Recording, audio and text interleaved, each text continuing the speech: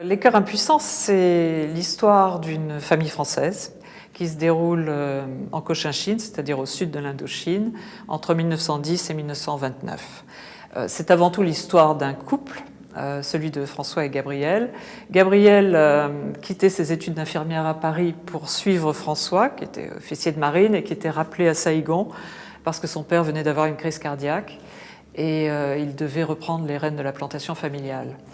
Donc on imagine une jeune fille d'une vingtaine d'années qui s'embarque pour l'amour et l'aventure et qui se retrouve dans une petite maison étriquée à Saïgon avec une belle-mère irritante et irritée, avec tout ce qu'il faut pour détester cette vie. Et elle se dit très vite qu'il va falloir qu'elle fasse quelque chose de sa vie. Elle essaie de reprendre des études d'infirmière et de devenir infirmière, mais le médecin colonial pousse de hauts cris en disant qu'il y a des risques de contagion énormes et qu'elle ne pourra pas fonder de famille.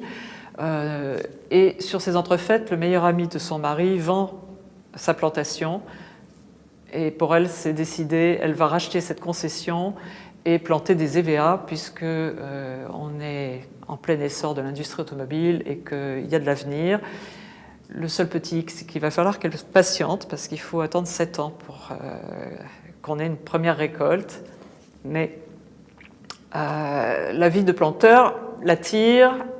Son mari, qui a quand même des réticences, lui place à la tête de sa plantation, à elle, l'un de ses cousins, et c'est peut-être la bêtise à ne pas faire. Bon, alors les cœurs impuissants, ce n'est peut-être pas ce qu'on pense. On imagine qu'il va y avoir des grandes passions et des grands sentiments. Il y a plutôt des gens qui restent un peu en deçà de la passion et qui ont peut-être des intérêts un peu froids par rapport à ce qu'on pourrait espérer.